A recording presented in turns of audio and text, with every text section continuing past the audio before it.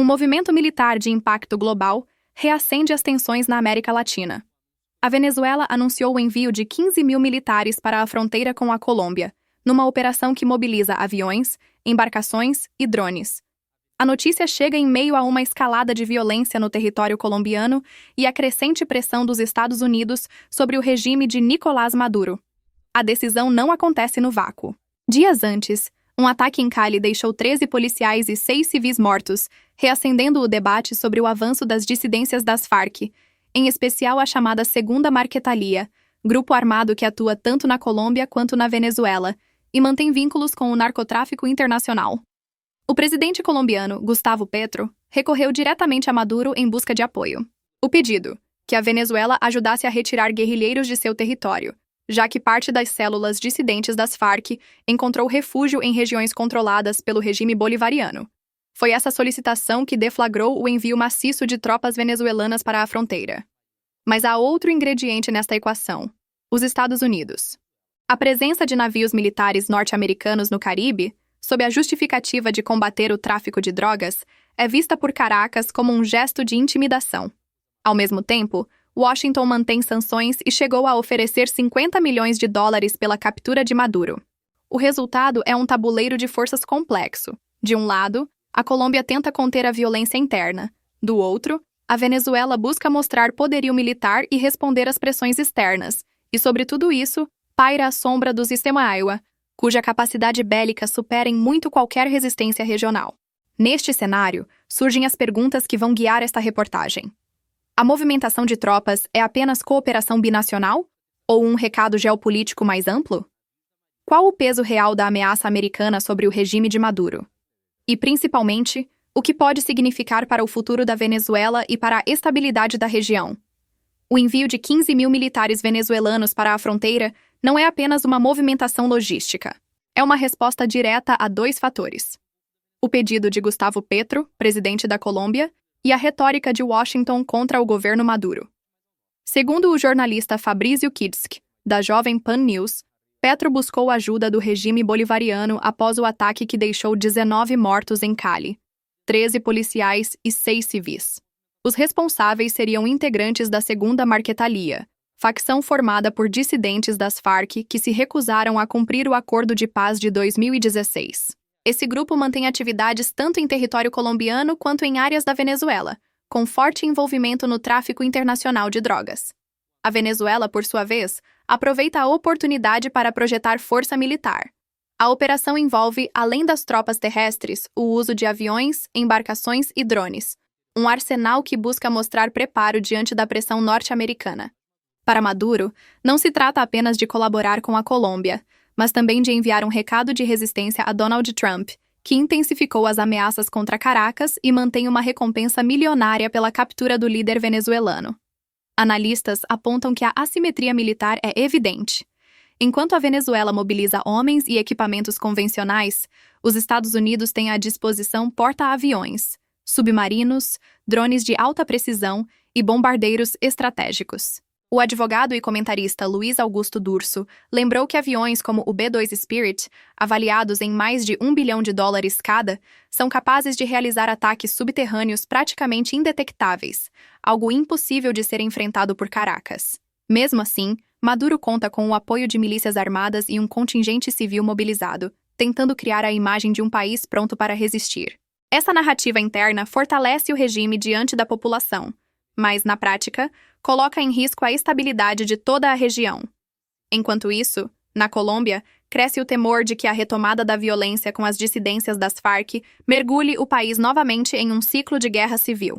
O governo Petro, eleito com um discurso de paz, vê-se pressionado a endurecer o combate aos grupos ilegais, e, a depender de Maduro para isso, uma situação politicamente delicada. Por trás da movimentação militar, os bastidores revelam uma trama de interesses cruzados. A ofensiva da Venezuela contra os dissidentes das Farc atende, ao mesmo tempo, a uma pressão externa e a uma necessidade interna do regime de Nicolás Maduro. De um lado, há o pedido direto do presidente colombiano, Gustavo Petro. Fontes da inteligência regional confirmam que a Segunda Marquetalia expandiu seus domínios na fronteira, controlando rotas estratégicas para o narcotráfico internacional. Esses corredores ligam a Colômbia a países da América Central e ao México, movimentando bilhões de dólares por ano. O enfraquecimento desses grupos é vital para Petro manter a promessa de pacificação do território colombiano. De outro lado, Maduro aproveita o cenário para reforçar sua imagem de aliado contra o crime organizado, tentando escapar do isolamento diplomático. Internamente, o governo bolivariano enfrenta uma grave crise econômica, inflação descontrolada e a fuga em massa de venezuelanos para países vizinhos, incluindo o Brasil. Mostrar-se no centro de uma operação binacional fortalece sua narrativa de liderança. Nos bastidores diplomáticos, contudo, circula outra leitura.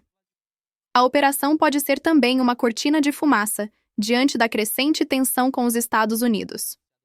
Donald Trump já colocou a cabeça de Maduro a prêmio, oferecendo 50 milhões de dólares por informações que levem à sua captura. Relatos dão conta de que o líder venezuelano estaria vivendo em bunkers subterrâneos, temendo um ataque cirúrgico americano semelhante aos realizados no Oriente Médio. A preocupação não é infundada. A história recente mostra que Washington possui capacidade de neutralizar alvos estratégicos em questão de horas. Foi assim com a operação que atingiu forças iranianas em 2020, e também com ataques pontuais em regiões de conflito. Maduro sabe que sua permanência no poder depende tanto da lealdade de seus generais, quanto da habilidade em evitar uma escalada militar com os norte-americanos. Enquanto isso, os civis da região fronteiriça vivem sob tensão constante. Relatos de moradores apontam para o aumento de checkpoints militares, restrições de circulação e até deslocamentos forçados. A presença de 15 mil soldados em áreas já marcadas por violência e contrabando pode significar, na prática, uma nova militarização da vida cotidiana. A mobilização venezuelana repercutiu de imediato no tabuleiro internacional. Analistas militares destacam que a presença de 15 mil soldados, somada a aviões, drones e embarcações, envia um recado direto não apenas à Colômbia, mas também a Washington. O gesto é visto como uma demonstração de força em um momento em que os Estados Unidos ampliam a retórica de combate ao narcotráfico na região. No plano político, a movimentação expôs diferentes leituras. Especialistas como Luiz Augusto Durso apontam a desproporção de poderio militar entre Caracas e Washington. Segundo ele, os Smyril detêm tecnologia bélica incomparável, drones de última geração, aviões bombardeiros capazes de ataques subterrâneos e mísseis lançados a partir de submarinos. Frente a isso, mesmo uma força numerosa como a de Maduro se torna vulnerável diante de uma ofensiva americana. A oposição venezuelana, por sua vez, vê o episódio como uma tentativa de Maduro de ganhar fôlego político e manter o controle sobre uma população exausta e empobrecida. Críticos lembram que a Venezuela é hoje um país marcado por eleições fraudulentas, perseguição a opositores e violações de direitos humanos. Para eles, a movimentação militar serve mais à propaganda do regime do que à real eficácia no combate ao crime. Na Colômbia, a medida foi recebida como um alívio temporário. O governo Petro, que enfrenta pressões internas após os ataques em Cali, vê na colaboração de Maduro uma chance de enfraquecer a segunda Marquetalia. Mas há receio de que a presença de tropas estrangeiras em território próximo às comunidades colombianas traga novos conflitos, ampliando a violência já enraizada na região. Do lado norte-americano, o sinal é de cautela. Fontes ligadas ao Pentágono avaliam que o envio de tropas bolivarianas não altera substancialmente o equilíbrio militar, mas pode elevar as tensões diplomáticas. Donald Trump, que já ofereceu recompensa milionária pela captura de Maduro, mantém o discurso de que o governo venezuelano é peça-chave no narcotráfico global. No Brasil, analistas políticos destacam a preocupação com os efeitos colaterais. Afinal, qualquer escalada militar na fronteira colombo-venezuelana tem impacto direto no fluxo migratório e pressiona ainda mais o sistema social brasileiro, já sobrecarregado com milhares de refugiados vindos do regime chavista.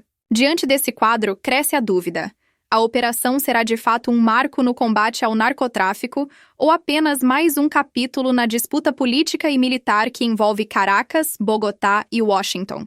A movimentação de 15 mil militares venezuelanos na fronteira com a Colômbia revela muito mais do que uma simples operação contra guerrilheiros e narcotraficantes. Trata-se de uma peça estratégica em um tabuleiro marcado por disputas de poder, influência e sobrevivência política. Nicolás Maduro, pressionado internamente por uma população que sofre com crises humanitárias e externamente por sanções e ameaças dos Estados Unidos, busca mostrar força e manter controle sobre a narrativa. Ao mesmo tempo, o governo de Gustavo Petro tenta conter a escalada da violência em seu território, enquanto Donald Trump mantém Maduro sob vigilância, oferecendo recompensa milionária por sua captura e ampliando a presença naval americana no Caribe. No meio desse choque de interesses, estão as comunidades da fronteira, que convivem diariamente com o medo, a violência e o narcotráfico que se espalha entre Colômbia e Venezuela. Seja como gesto de propaganda, seja como real esforço de cooperação, o envio das tropas já produz efeitos imediatos, tensiona a diplomacia regional, coloca em alerta os vizinhos e reacende o debate sobre o futuro da Venezuela. Seria esse o primeiro passo para um redesenho da geopolítica sul-americana? Ou apenas mais uma demonstração passageira de força, sem resultados práticos no combate ao crime organizado? O que está em jogo vai muito além de fronteiras.